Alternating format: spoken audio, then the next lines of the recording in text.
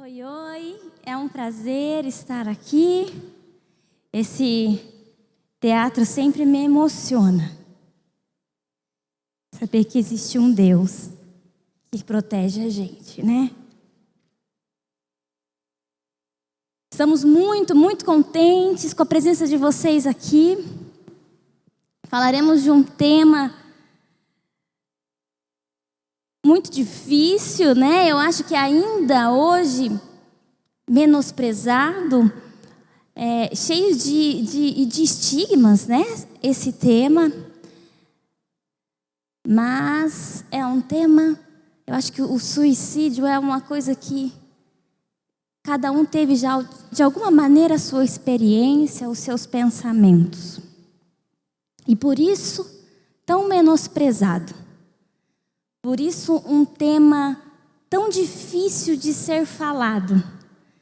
Porque é um tema que nos remete a uma sombra que nem nós gostamos de olhar. Mas é uma sombra que é nossa.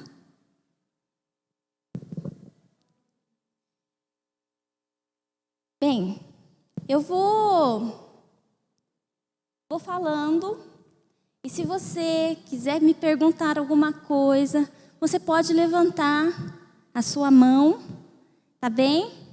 E aí, quem sabe a gente tentar fazer um diálogo entre nós aqui, para não ficar um monólogo, tá certo? Então, o suicídio, esse tema tão difícil, tão pesado de ser falado, e ele remete a essa sombra que existe em nós. Mas o que você está falando? Eu estou falando que dentro de nós existe duas pulsões. Pulsão de vida e pulsão de morte. Essas duas pulsões existem em todos os seres humanos. Eu queria te fazer pensar numa seguinte situação.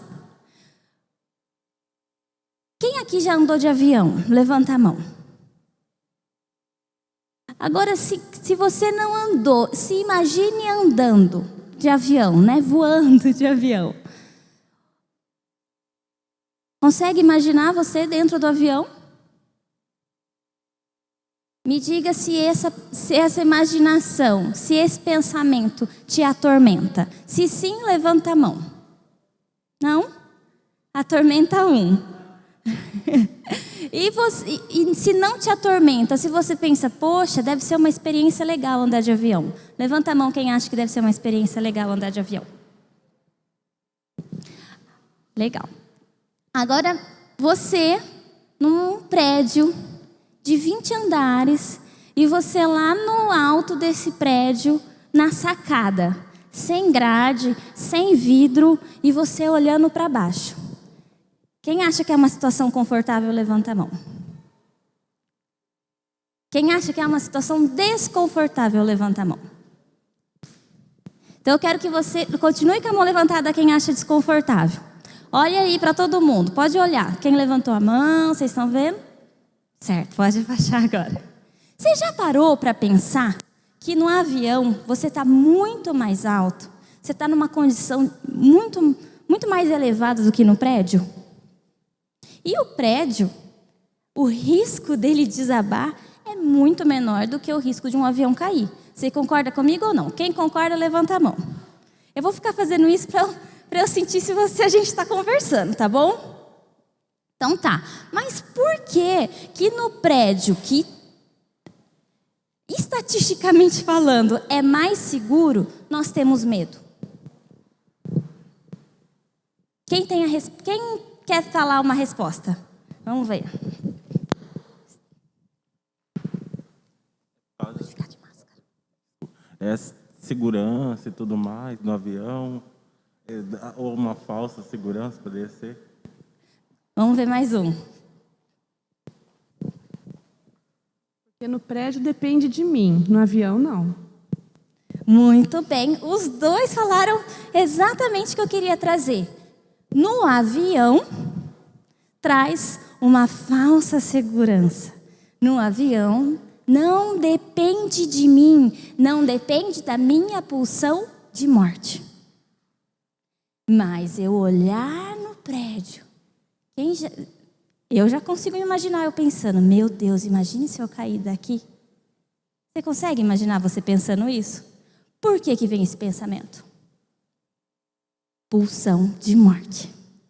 Porque lá no fundo, talvez tenha aquele medo. E se eu cair? E se eu me jogar? O que vai acontecer? E se eu cair, inconscientemente tem esse outro pensamento. E se eu me jogar? Faz sentido para vocês isso que eu estou falando? Ou é loucura? Se faz sentido, levanta a mão. É loucura, levanta a mão. É loucura, mas é real. Existe dentro de nós uma força inconsciente. E essa força inconsciente, apesar de acharmos que ela não nos domina, sim, ela nos domina. Você já se viu pensando numa situação, você já se viu numa situação em que de repente você tem um comportamento, você fala uma coisa e aí você fala, meu Deus, por que eu falei? Eu deveria ter pensado. Isso é o seu inconsciente. Ele te joga um conteúdo, ele te joga uma frase e você fala, meu Deus, saiu. Não teve controle. Isso é o inconsciente. Então, tudo isso que eu vou estar trazendo para vocês faz parte da psicanálise. Essa é a minha abordagem terapêutica. Então, cada psicólogo tem uma abordagem. Acho que é importante eu trazer isso para vocês. E a minha abordagem de estudo acredita no inconsciente. Vocês já ouviram falar da psicanálise? Levanta a mão, quem já ouviu? Então, eu estou trazendo essa abordagem para vocês, tá bom? Esse modo de enxergar o suicídio é da psicanálise, ok? Então, vamos continuar.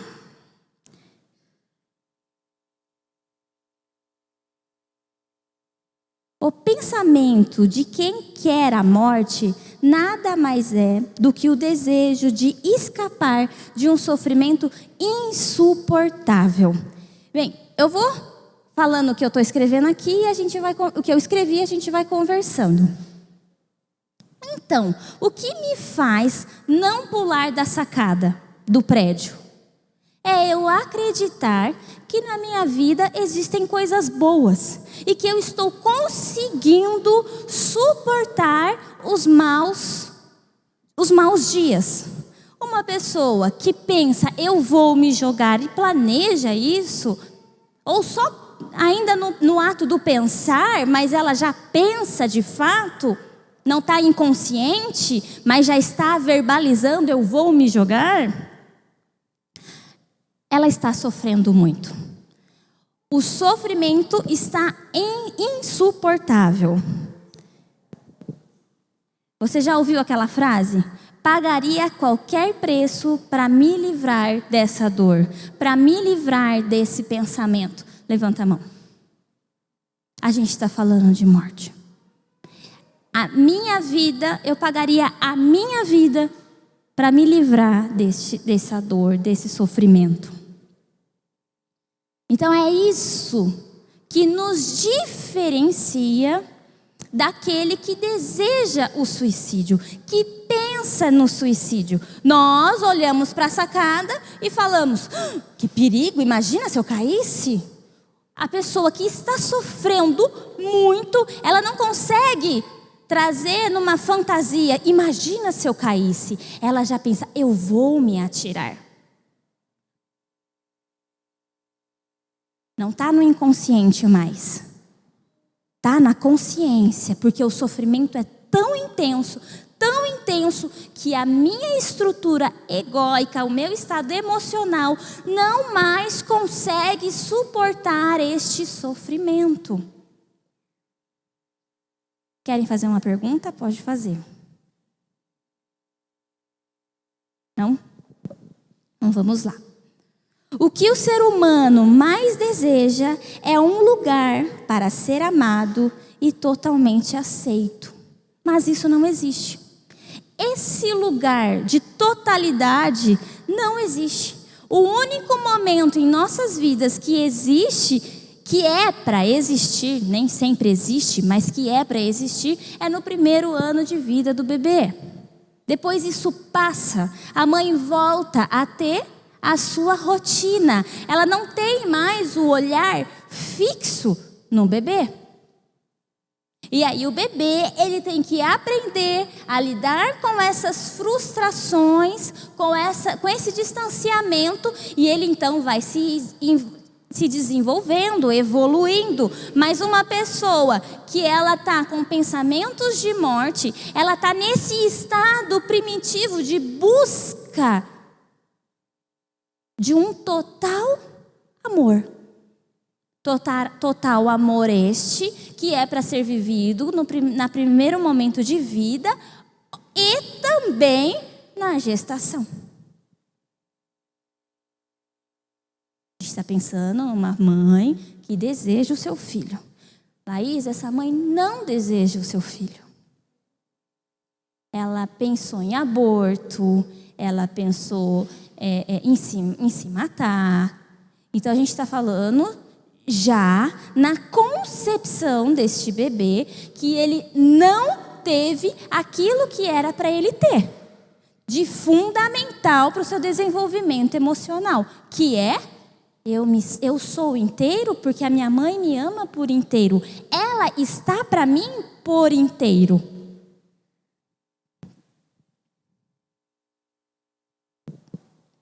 Alguma dúvida? Quer levantar, perguntar alguma coisa? Não? Vamos lá. Quando a pessoa não encontra pequenos espaços para essa totalidade, ela irá então odiar a vida, não amar a vida. Já se ela encontra esses pequenos espaços, depois que ela se desenvolveu, ela encontra aquela mãe, aquele pai, que de vez em quando está ali, que de vez em quando se ausenta para o trabalho, que de vez em quando eu sinto fome, mas logo eu sou suprido, eu não tenho dias de fome, eu não tenho dias de sofrimento, então eu gosto da vida, a vida me faz bem. Se eu não tenho isso, eu começo a odiar a vida. Aí eu preferia não ter nascido. Alguém já ouviu essa frase? Levanta a mão. A gente está falando disso. Eu não tenho momentos de amor, eu não tenho espaços na minha vida em que eu me sinta amado, me sinta completo. Ou então eu nunca tive. Então eu odeio a vida. Eu preferia não ter nascido. Eu preferia voltar à barriga da minha mãe. A gente está falando de pessoas que sofrem. Laís, eu já ouvi uma pessoa que falou que eu preferia não ter nascido, mas nunca falou que desejava morrer, que ia se matar. Talvez ela não tenha falado por medo da sua reação.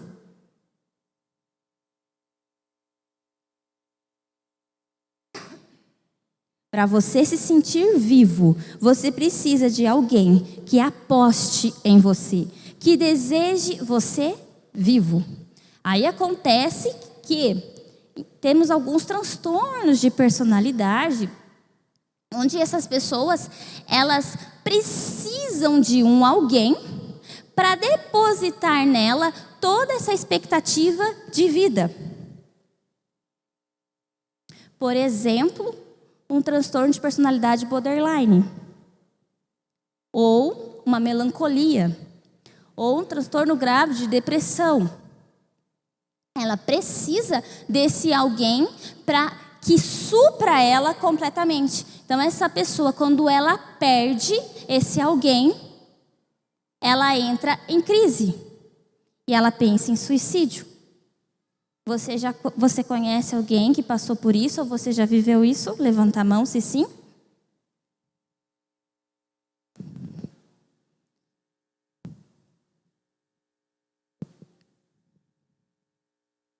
Então, a família é a coisa mais importante que existe para um bom desenvolvimento psicoemocional de um ser humano. Uma mãe, quando ela tem o seu filho, ela precisa se desligar da vida dela cotidiana por um tempo para estar totalmente com essa criança. Não é à toa que, se eu não me engano, o período de estar em casa após o parto é de 6 meses, não é? Estou certa? Sim? Sim?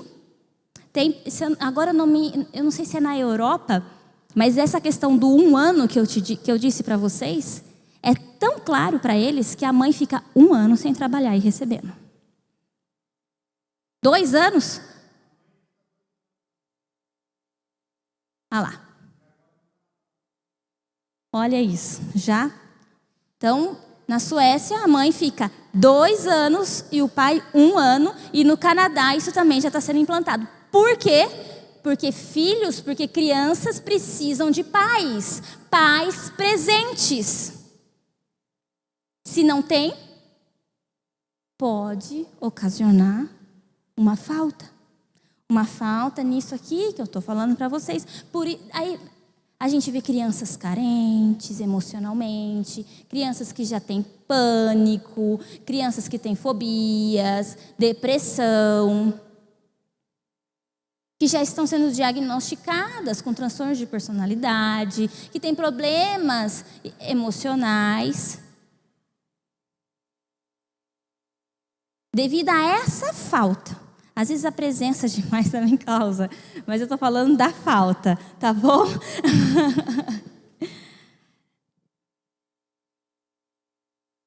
Quando nos deparamos com um suicídio, logo perguntamos: por que ele se matou?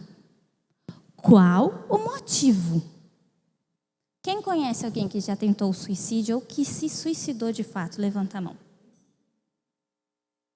Tá. Quem não conhece ninguém, levanta a mão. Levanta de novo para eu enxergar. Tá. Por que queremos um motivo? Porque nós, seres humanos, queremos ser onipotentes e queremos resolver todos os problemas num piscar de olhos. E a gente gosta de simplificar todas as coisas. Ficar com os seus filhos, passar tempo em família, estar com os adolescentes, conversar com aquele adolescente que está na fase de rebeldia, que não quer ouvir nem a sua voz. É difícil, mas a gente gosta de simplificar. E não tem como simplificar. Não tem como encontrar um único motivo. Ah, então fulano passou isso porque ele não foi desejado na gestação. Não, não é exclusivamente isso. Para ter um sofrimento emocional, para uma pessoa não conseguir lidar com essa dor, ela não passou por um problema. Para ela odiar a vida, não é uma situação, não é uma condição traumática que faz ela pensar isso. São N motivos. Então nós, seres humanos, temos que parar de querer achar, na nossa ignorância, um motivo, um culpado. São N fatores. Eu quero que vocês coloquem muito bem isso no coração de vocês. Mas, Laís, como então eu posso minimizar esse sofrimento ou ajudar essa pessoa que tanto sofre? Que você a enxergue e a enxergue muito bem. Não a enxergue a partir dos teus olhos, a partir dos teus moldes, a partir da sua experiência de vida, mas ouça o que o outro tem para dizer para você, porque ele sofre e ele precisa falar.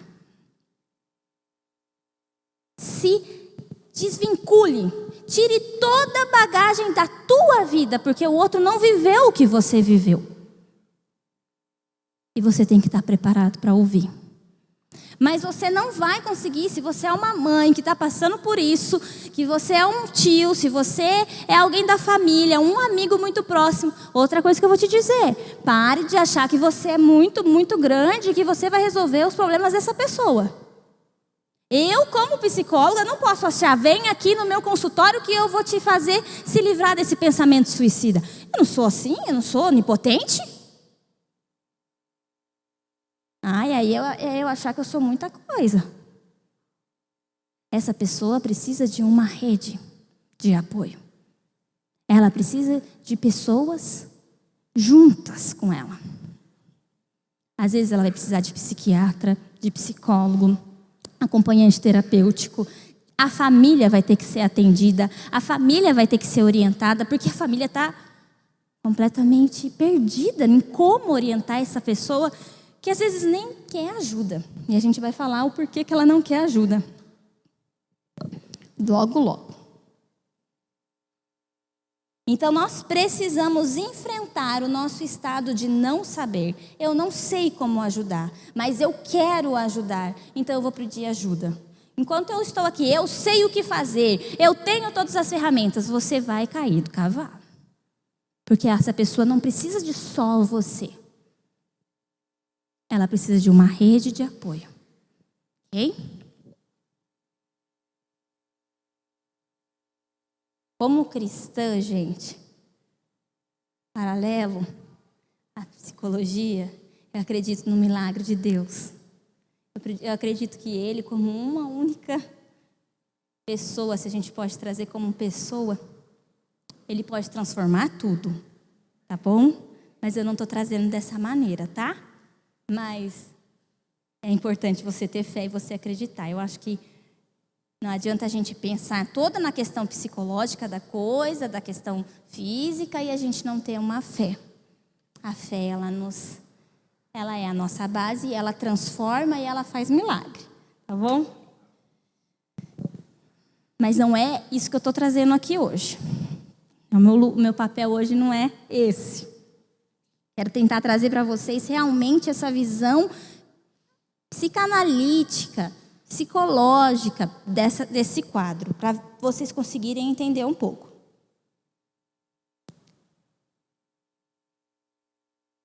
Então, Laís, qual é o motivo?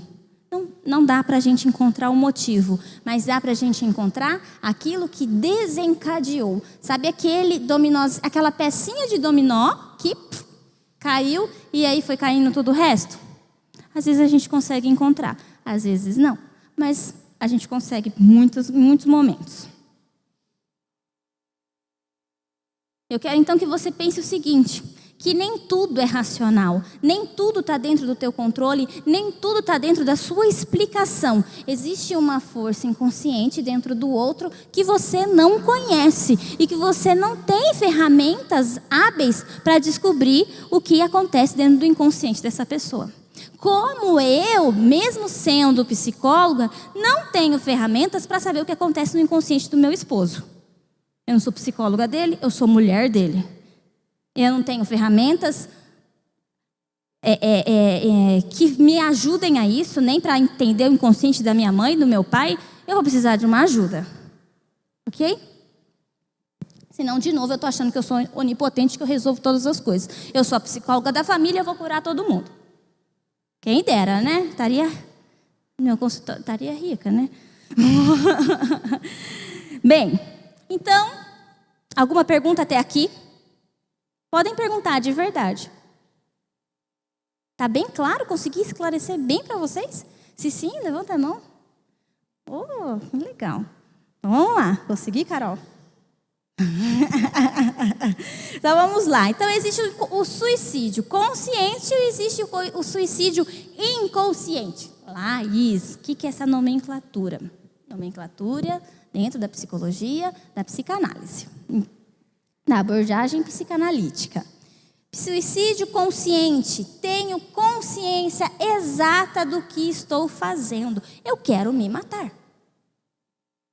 Eu odeio essa vida. Eu não aguento mais. E o suicídio inconsciente. Esse eu pego vocês.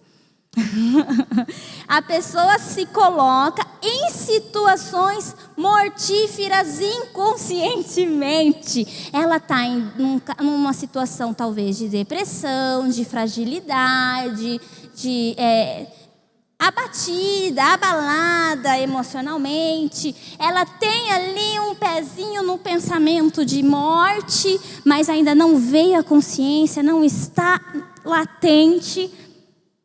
Mas ela tem esse pensamento e precisa enxergar esse pensamento para tratar, tá bom? E para não chegar, talvez, num pensamento de suicídio. Então, o que seriam essas situações mortíferas inconscientes?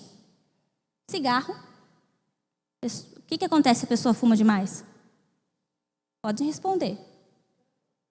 E o que o câncer faz? E a pessoa que usa droga? Mata também. Não, eu não estou querendo me matar. Eu não estou pensando em suicídio. Mas você está fazendo de tudo para se matar. Você se coloca em situações de perigo sem ter a consciência de que isso é um ato de suicídio. Eu bebi, eu pego o carro em alta velocidade. E o que eu estou querendo com isso? Eu estou querendo vida? Essa pessoa, ela está tendo comprometimento com a vida dela, responsabilidade com a vida dela? Uma pessoa que está doente, ela precisa ir ao médico e ela não vai. Ela está sentindo dores fortes e ela não vai. O que é isso? É vida? É responsabilidade com a sua vida? Hoje, a gente, olha, no nosso município, o nosso sistema básico de saúde, ele é excelente.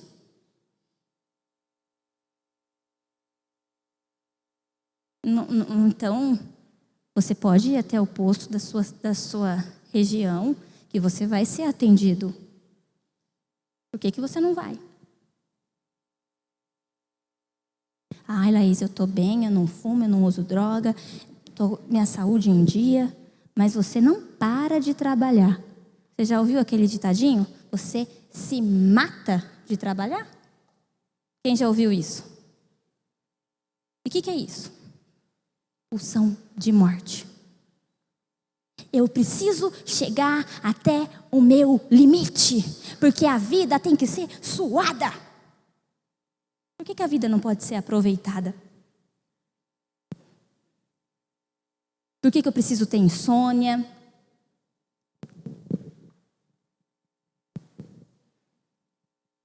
Então, todas essas questões, esses exemplos que eu estou trazendo, são pensamentos, são questões inconscientes do suicídio, da pulsão de morte.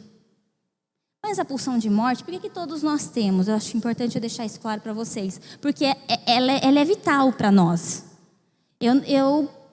Antes de eu atravessar a rua, eu olho se está vindo carro. Por que eu olho? Porque eu sei do perigo. Então a pulsão de morte está aí me alertando, tá bom? Se eu acho que tudo é maravilhas, eu vou ficar saltitando e não vou olhar o carro e vou ser atropelada. Tá? Então, por que eu tenho pulsão de morte? É só para morrer? Não, é para se proteger. Por que eu não ponho a minha mão no fogo? Pulsão de morte. Porque eu sei que esse fogo vai me queimar. Só que a questão é que às vezes ela está mais forte do que a pulsão de vida. E aí eu começo a colocar a minha vida em risco. Vamos ver até que ponto o meu corpo aguenta. Vamos ver até que ponto eu vou. Tá bem? Então, quando alguém falar para você, você está se matando de tanto trabalhar, reflita. Reflita. Reveja o seu tempo. Porque isso é um alerta. Talvez você se mate de trabalhar a vida inteira e você não sinta, fica controlado, você fica bem. Mas talvez você não aguente e você entre numa depressão. Ou você tem um outro tipo de transtorno emocional. É um risco. Eu não quero correr esse risco, você quer?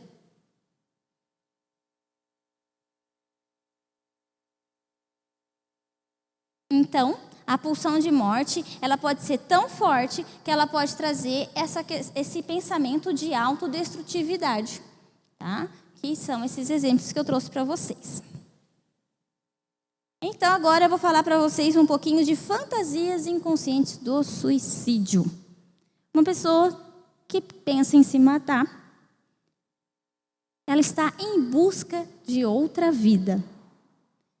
Eu não aguento mais essa vida. Eu quero voltar para a barriga da minha mãe.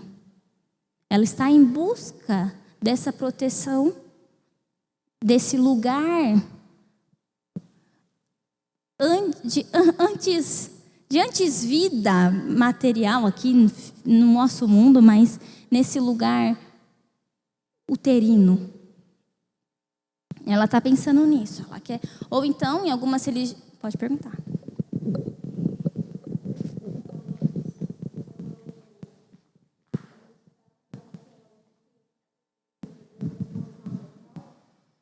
Quando a gente está...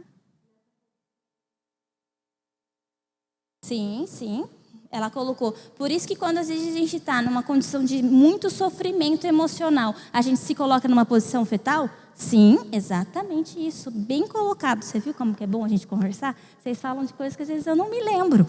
Exatamente. Então ela está ali em posição fetal, buscando essa outra vida, porque a vida de agora é de muita dor e de muito sofrimento. Ou uma vida antes disso, ou uma vida depois disso, né? Eu vou morrer e eu vou encontrar a minha mãe. Eu vou encontrar a pessoa que eu amo tanto, que eu perdi. Já ouviram alguém falando isso? Que eu vou encontrar a pessoa que eu amo e que me fazia bem, que hoje eu não tenho alguém aqui, algo desse tipo? Então, essa é uma fantasia da pessoa que está pensando no suicídio ou tentando o suicídio. Eu busco uma outra vida que não seja essa. Vamos falar de 4 fantasias, tá? Segunda fantasia, reencontro, que é isso que eu trouxe para vocês, da mãe, da família, faleceu, ou a autopunição. Então, eu perdi alguém, eu me sinto culpado por essa morte, ou eu fiz algo muito ruim e eu mereço a morte. Eu fiz algo muito ruim para os meus pais, eu mereço a morte. Ou quero reencontrar alguém, ou então eu estou me punindo por algo terrível que eu fiz. Eu existo, meus pais, só trago mal para os meus pais, então eu quero me punir dessa pessoa terrível que eu sou. O alcoolismo e a drogadição são formas crônicas dessa autopunição, dessa autodestruição. Então, a gente às vezes não está consciente, como eu disse para vocês, mas esses 2 exemplos, como também a melancolia, a esquizofrenia, a depressão, são ações de autodestruição, porque eu sou uma pessoa muito ruim. Eu fiz muito mal.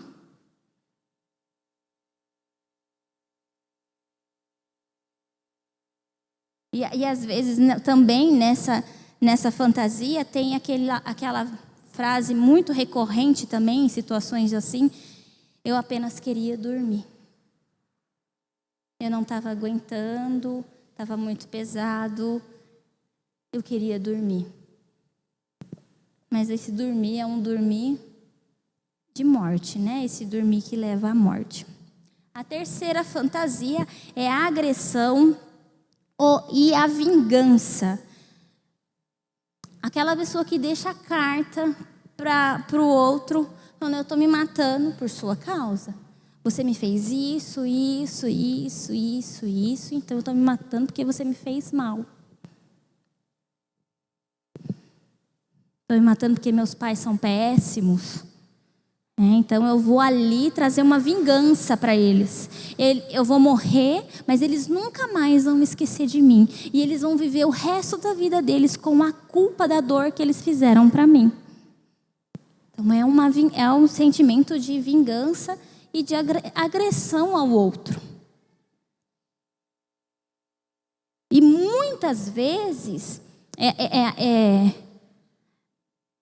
Essa pessoa, depois da morte dela, ela se torna mais viva para a mãe ou para quem está sofrendo muito, foi a vítima dessa vingança. É tão forte isso que essa pessoa que faleceu, ela se torna mais viva do que quando antes ela era viva. Aquela mãe, ela lembra mais do filho pós-morte do que quando o filho era vivo. E aí ela entra em sofrimento, e aí talvez venha a autopunição, que é a segunda fantasia que eu trouxe, Vem a questão do reencontro, porque eu fiz tão mal para o meu filho que eu preciso reaver o mal que eu fiz. Mas enquanto ele estava vivo, eu não desfrutei da vida que ele estava. Eu não desfrutei desses momentos em que ele estava aqui.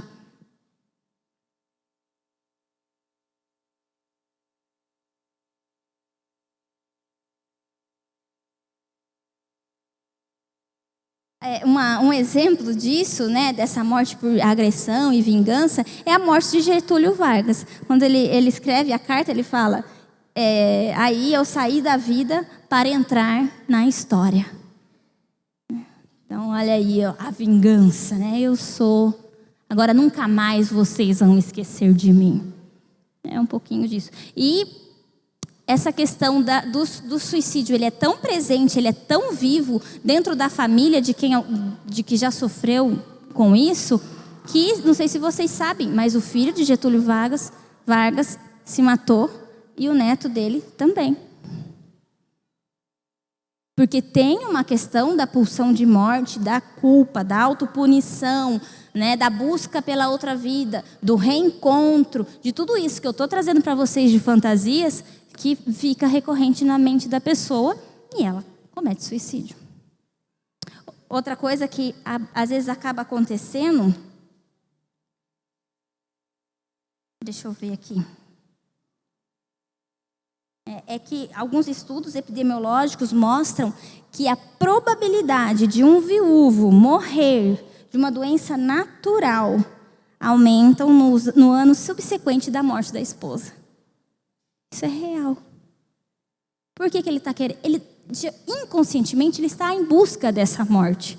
Ele não pensa em morte, mas ele está na busca dela. Porque quem esse viúvo talvez queira encontrar? Uma mulher amada que ele perdeu. Vocês estão vendo que essa questão do suicídio, ela é muito mais grave, ela é muito viva dentro de nós do que a gente imagina?